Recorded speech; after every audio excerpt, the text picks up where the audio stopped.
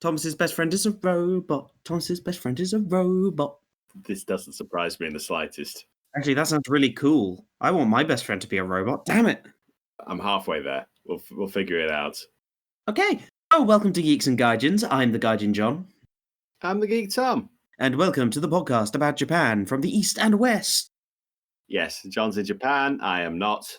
You know the rest. Or you don't, because you haven't listened to the podcast before. In which case, hello. And Japan stuff.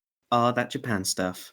And my adventures in Japan. But currently, today's episode is less about my adventures in Japan, though I will. Adventures, hijinks, and general shenaniganry have been cancelled for the foreseeable future. Yes, so. I've been inside. I've been out like twice in the last week. I'm fine. I'm totally fine. But I'm going back to work on Thursday, so yay. Everything about your situation is completely divorced from how everything is working over here. Or logic. What we doing this week, Tom? Because Thomas is in charge of the first section this week. Well, yes, as we said, John has not had any adventures to report, so I had to come up with a topic for this week's podcast in order to actually have something to talk about. So now we'll have a rundown of Japan's history with crowdfunding. And I'll also look at how we in the West deal with crowdfunding as well. It's not very good. Like, there was a big boom a couple of years ago. It's not been great so far. Here's a little hint. Just fund board games. They tend to get funded and then you get stuff. Board games are less expensive to make. I need more people to play board games with. Fund board games. That sounds like a you problem, I'm afraid. Then we have snack break and then review of an anime that you can watch right now at home. Yes, you. In case Ryan. For some reason you need... You gotta just stop calling out random people's names. You gotta freak someone out. Yes. One day. That's the goal. That's the goal. But yes, because this is one of the main anime that is on Amazon Prime right now. So if you have Amazon Prime for any reason, which a lot of us do, you actually have an entire video library of stuff you can watch, including some great anime. Japan. Away with me. Well, no, we've got a podcast to do. Just start. It's based off the announcement that a studio known as Twin Engine have started crowdfunding a new feature-length anime by the name of, tell me if I pronounce this right, John, Kurayukaba. Yes, 1,000 times right, and there's no way you said anything in that wrong. Okay, good. I'm glad that was definitely 100% right. Yes. Kurayukaba. Yes. That. Anyway, the intention is that they will be producing a 40-minute anime short, which doesn't sound quite so short, but it's not feature length either, really. Yep. And it seems to be steampunk train type venture. Yes. Now, this is the thing. It seems in a lot of Japan that like a 40-minute film, like there are lots of 40-minute anime films. And also the short that this is based on was also already kickstarted as well. Yes, they kickstarted a 1-minute short? It says in the article 4-minute short, but I watched it and the animation is like 2 minutes. The rest of it is just text and a voice. Right, fair enough. Having successfully not only crowdfunded, but exceeding their goal on that one, they're now using that to launch a more full-scale campaign to make it into a much longer production. Yeah, and it's not going well. It's off to a start, I guess. It's on, what was the platform you said it was? It is on Motion Gallery, and I will say it does look cool. It seems to be steampunky trains with a kind of comic book, like a proper like cel shaded art style. It is called Motion Gallery. It is all in Japanese. So the thing with this, it's trying to be very big, but crowdfunding we'll get into is not really that big in Japan so far, well compared to Western markets. Yeah. It is asking for 20 million yen. 20 million yen is, which is the equivalent of about $200,000. And they've currently raised only about 1.5 million yen. So it's quite a ways off. Is the problem with that one? They've raised less than 15%. No, they haven't even. They've raised less than 8%. Yeah. And as we said before, it's a Japanese website, which makes it difficult for an international audience to get involved if you were interested in this. And I assume also that there's no subtitle. Well, there wouldn't be any subtitle on release regardless. This isn't going to be having the full production committee type suite, I doubt, with that budget. So it's likely to stay pretty much Japanese exclusive. Shall we look at then how Japan does Kickstarters? Because they all crowdfunding.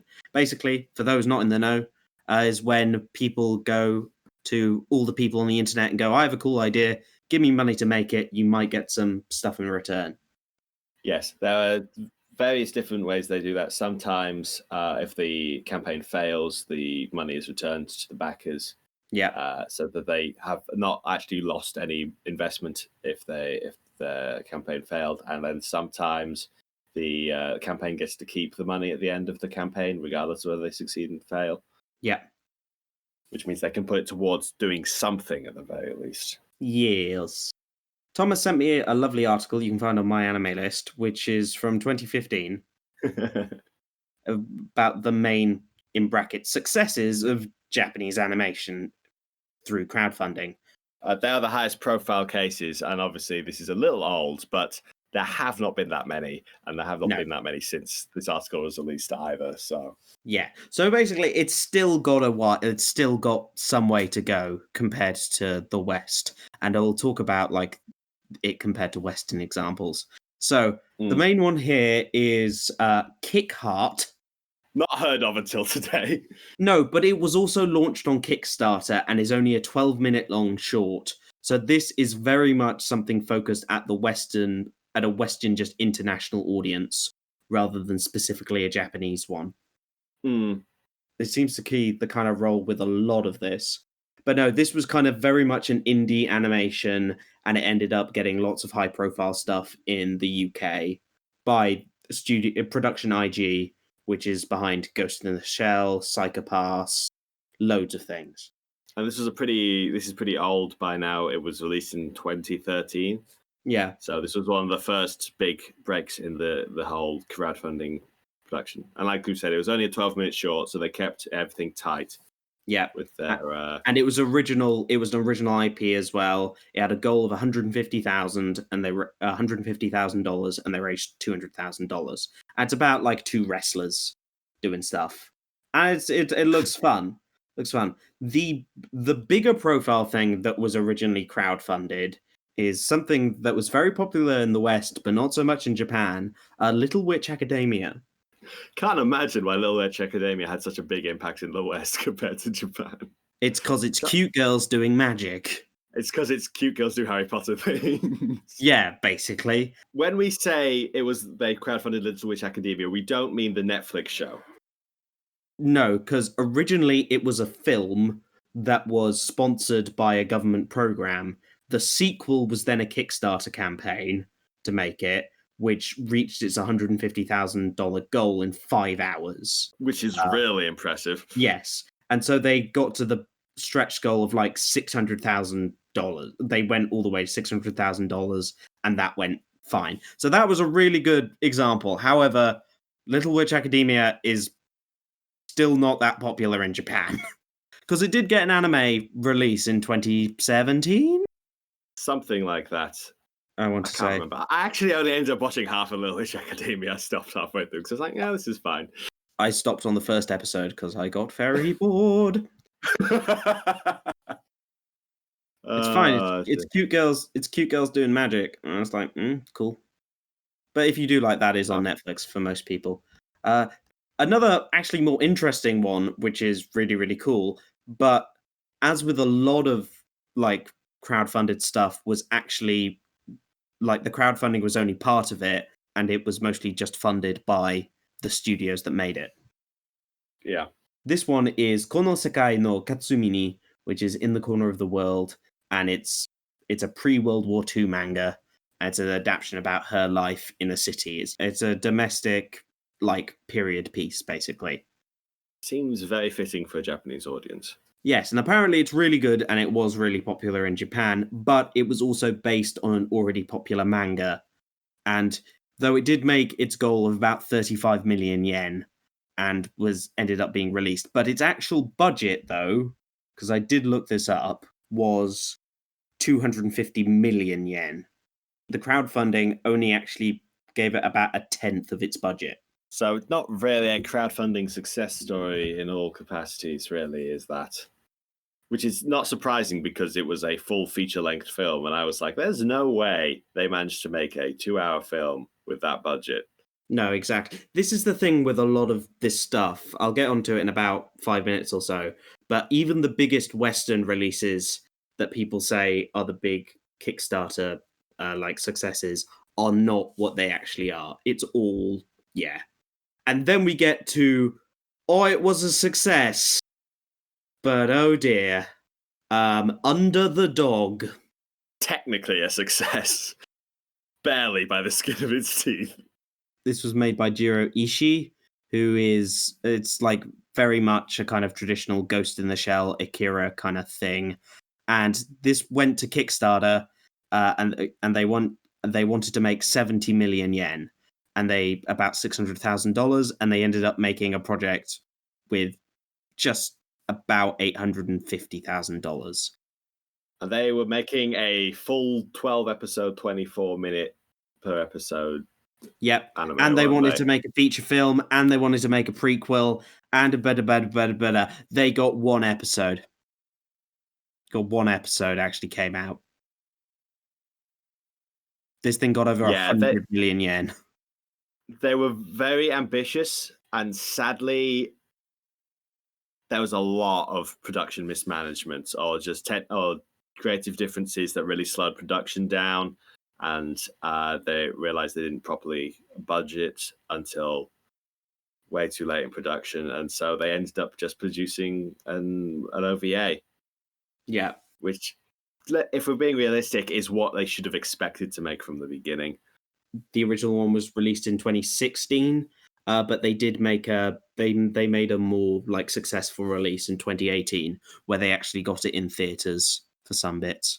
Hey, how nice. So currently, Little Witch Academia is like seems to be the most successful crowdfunding, if only it kind of showed that there was an audience that wanted to watch it.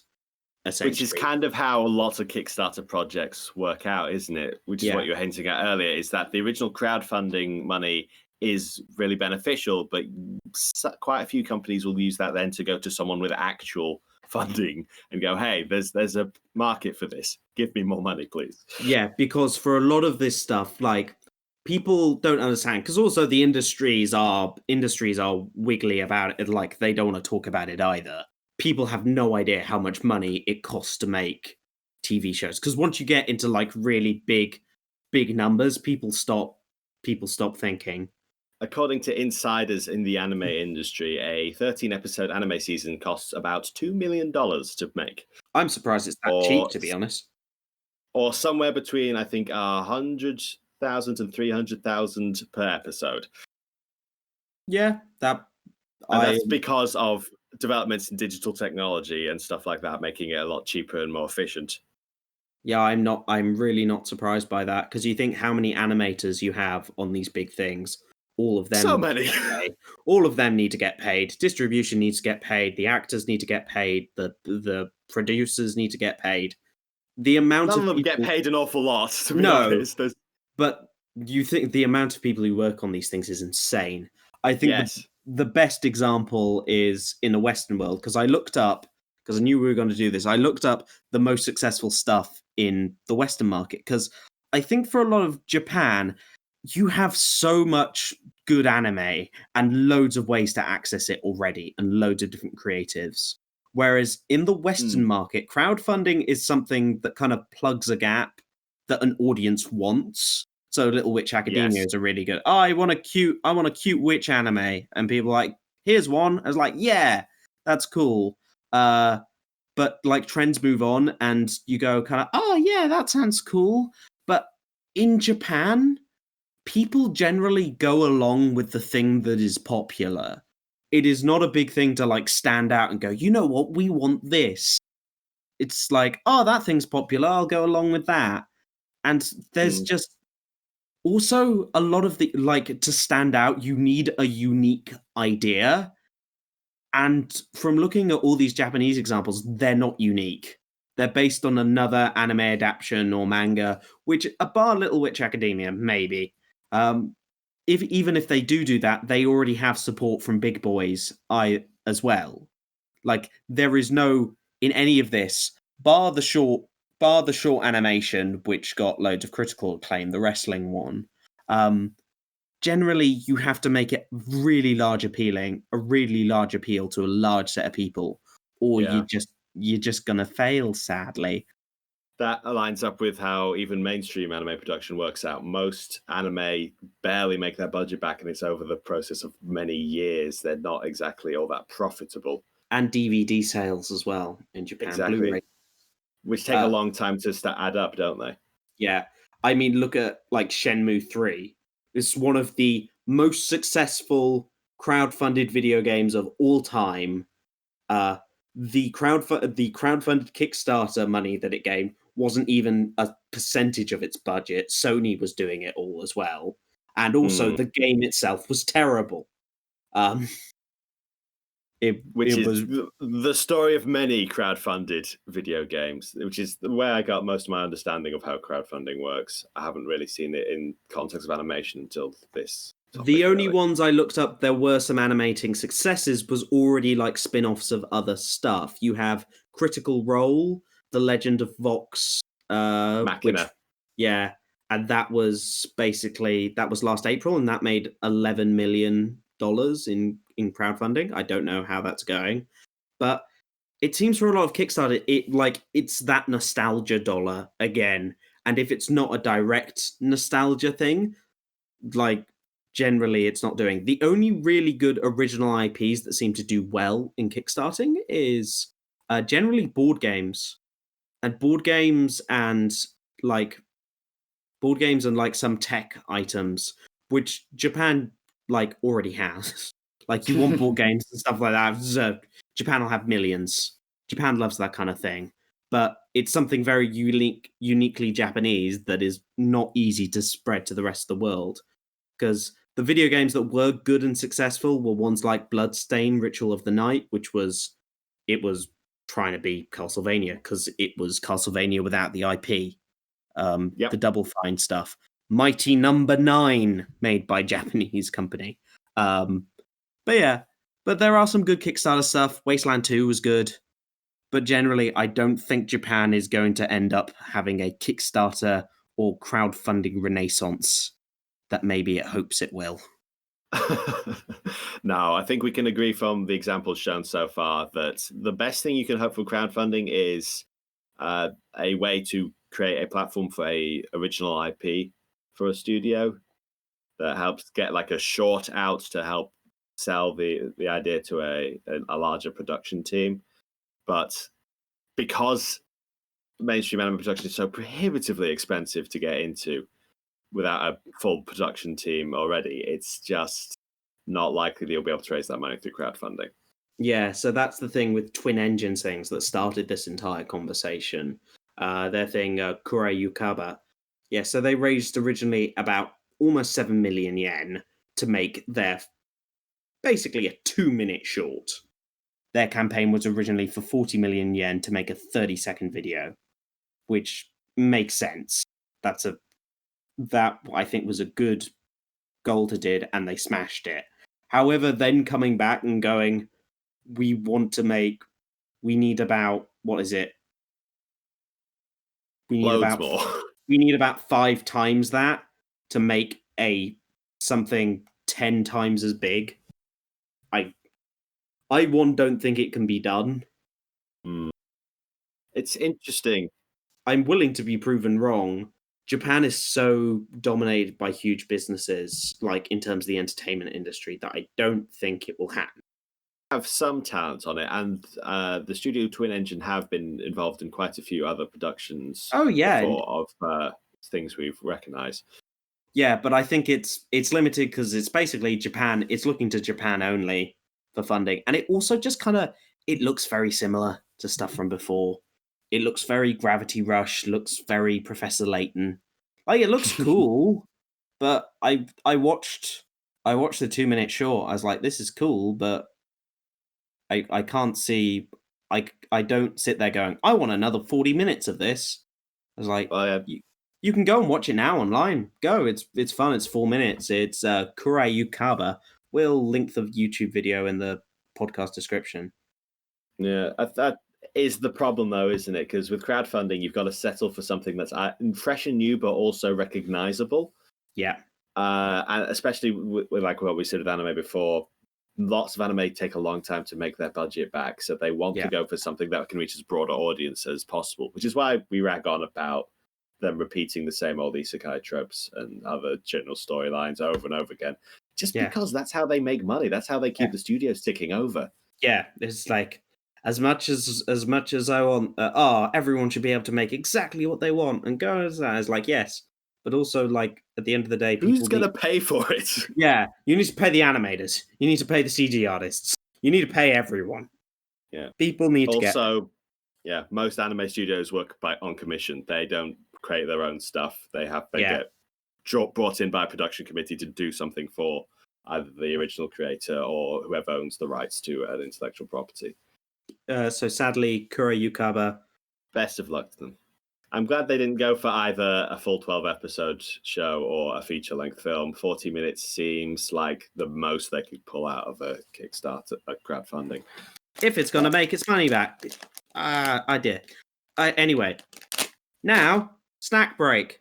Snack break! So, snack break.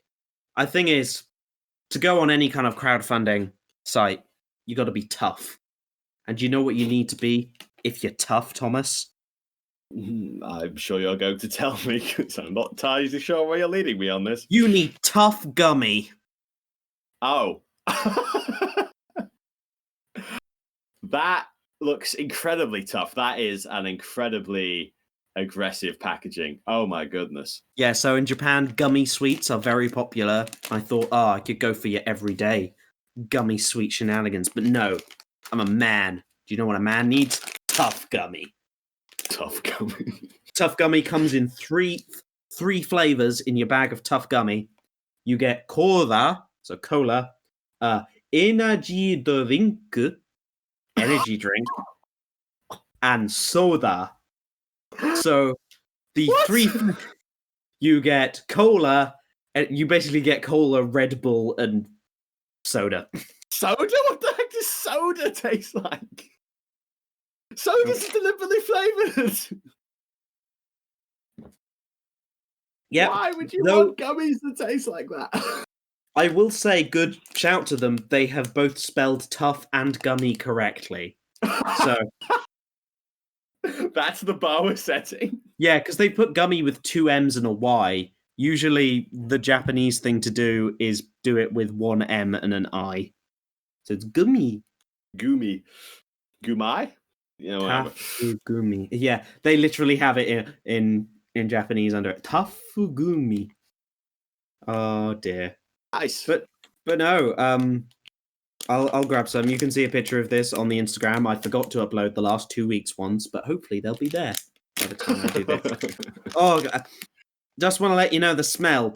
The smell of sugary, like it smells of Red Bull, basically. Oh no. So what have I got? I have got a. That looks like cola. No, this is a slightly orange. This is an energy drink one. Oh, the best flavor. Yeah. So first of all, I'm gonna. Yeah, the kind of sugar outside is like the kind you'd get on the Haribo sours one. So that's how I think they're saying they're tough. So they're like slightly sour. So it's like not actual sugar on the outside. It's like chemicals. Anyway, here we go. It's also the tough gummies are like a cube. You get a cube of gummy. You don't get any fun shapes because you're a man. You're a man. And this man is going itadakimasu. A toxic masculinity in my sweets, it's more likely than you think. Turns out tough gummies are pretty tough. John's having an experience. I mean, as someone who hates Red Bull, these actually taste pretty good. Ooh. No, they're tasty gummy sweets. They're really tough. They have kind of a sour outside, which goes with the sweet rest of them. Nah, that's a thumbs up for Tough Gummy. They thought it through. Goodness me! I want to know what soda flavor tastes like. Well, I just put one in my mouth, so nice. It tastes like Japanese soda. What does Japanese soda taste like? There's a very famous brand called Mitsuya Cider, which is not cider. Don't get excited. It's kind of, it's a very kind of fun fizzy drink that people like. It's almost kind of like a Sprite. It's not particularly a little citrusy then. Yeah, kind of. So it's just kind of fizzy, sweet thing. But yeah, for Tough Gummy, that gets a 10 out of 10 for its English, and a tough out of tough for gumminess. Oh, so manly. So manly. And you know what also is manly, Thomas? Oh, is it a bunch of men doing manly stuff together? It's Vikings! Vikings! Or as we have established on previous episodes, if you say Viking in Japanese, it means buffet. Yes, buffets. That's my kind of manliness right there. Yes, wonderful. This week they just announced Assassin's Creed Viking, or Assassin's Creed Ragnarok, or Assassin's Creed Give Us More Money. The continuation I believe of the word you're looking for is Valhalla, but carry on. Oh, is it that one? Is that what they ended up calling it? I don't know. I have not. I've played Black Flag a little bit. I was about to say I haven't played an Assassin's Creed game, but that would be a lie. Yes, I've played all of them bar Odyssey and Liberation, and I am sick of their poo by now. I was about to ask, why though? Origins was on sale. That was the only reason I bought that one. In this, I thought, this has a display of Vikings. And turns out, you know what, Thomas? Vikings were just misunderstood. Turns out the warriors from the north who come to rape and pillage the shores of all of Europe, they are actually the good guys. We're not at all sensitive about this at all. This doesn't infringe on our history at all. Sometimes you can villainize these people too much, but just like, you know who the bad guy really was, Thomas? It's us, it's the English. We're always the bad guy, because this is a Hollywood production. Also, once again, this is a time to remind you all that Ubisoft is a French company. They have it out for us because we're English. Anyway, it seems for some reason one of the main villains will be Alfred the Great. One of the only... Or something stupid like that. Oh, God. But no. Well, it's not like the Assassin's Creed games have been all that historically accurate before. I know. Well, regardless, talking about other inaccurate portrayals of Vikings, let's talk about the one that I finished recently, Vinland Saga. Yes. Sorry. Or Vinland Saga. Heard a lot about Vinland Saga. Apparently it's really good, and I should watch more than the first episode. Yeah, you should watch all of it. I mean, it's tough. It's serious. This is, you can watch it on Amazon Prime at the moment. This is Vinland Saga, based off a very famous manga. And this is, I don't want to say, it has been compared a lot online to the Japanese Game of Thrones, aka as something that was totally unfilmable to turn it from a manga into an anime. And they did it, and they're like, oh, those crazy bastards. How did they do it? Basically, they did it really, really well. The animation is insane. The fights are amazing. The emotions between characters are really good. And it takes a lot. It's quite fun, as the Japanese love to mess with portrayals of their own history. How Japan then goes, yeah, F it, let's mess with the English. Let's mess with English and Danish history as well. But, you know... Yeah. I mean, one of the main characters is... I don't care. I mean, one of the main characters is King Canute. And an awful lot of the stress of the dramatic tension for the first few episodes is whether Prince Canute will survive. Notably, anyone who has a knowledge of early medieval English history, does Prince Canute, the one who becomes King Canute the Great, survive?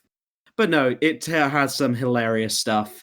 You have the Welsh are apparently Romans now. Who knew? Led by Artorius Lucas Castus. Also, just the Japanese saying English place names are hilarious, including Gainsborough.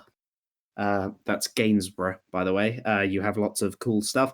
But no, generally, it's a really good portrayal, and they don't...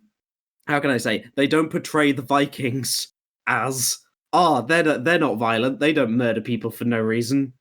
They're not. Their name is Vikings. Do you know what Vikings means, ladies and gentlemen? Sea Raider. But no. So they do a very good, but they also show that, the English people fighting them also aren't great either. And it's there are horrible people on all sides. Welcome to the war. English. What a bunch of bastards. Exactly.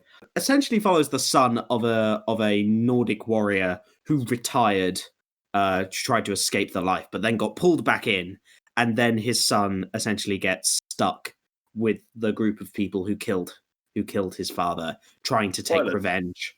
Yeah, I know. This is the end of the first 3 episodes. Oh, I didn't get that far.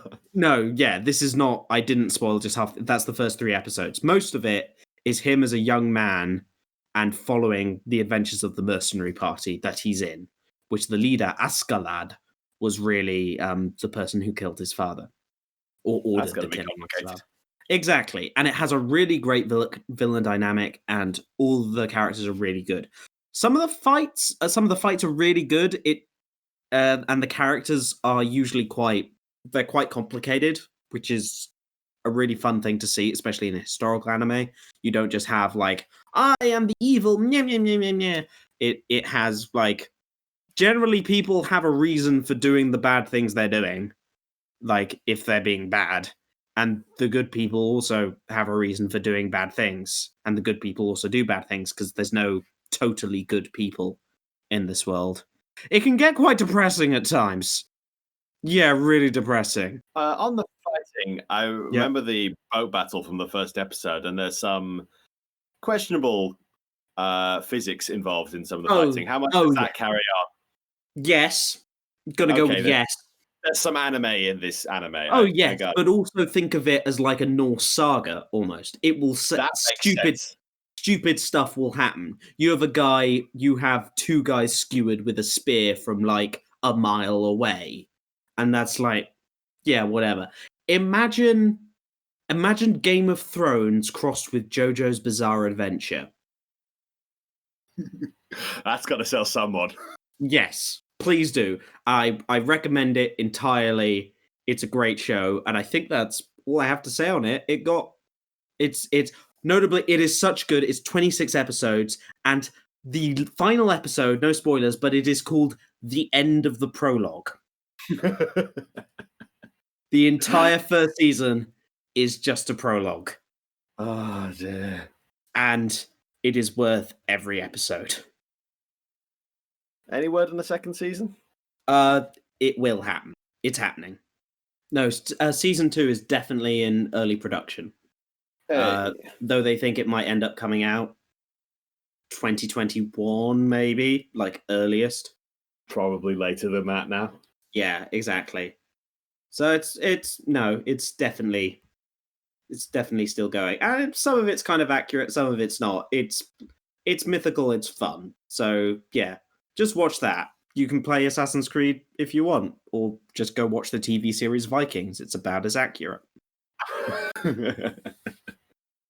And so with that, that's all from us today. Thank you for listening to Geeks and Gaijins. I've been the Gaijin Jon. I've been the Geek Tom. Make sure you like us on Facebook, Twitter. That's where all our stuff is. I also do a history podcast on the same thing. Like us on Spotify, iTunes. Give us a 5-star. We're on YouTube as well. Thomas has stuff that goes on there. On occasion. We put every episode of the podcast up there. Yeah. At the very least. And also we are coming to the end of our first game on Twitch. Maybe by the time this is released, we might have finished Danganronpa 1. We stream every Tuesday and every weekend. It is a Japanese visual novel based on a murder school, and it's so twisty. Make sure you come join us for that. We stream every time. We stream generally it's about 8 p.m. Japan time, which is about midday UK time on Tuesdays and Saturdays. But yeah, thank you for listening. We'll see you next week. Bye-bye.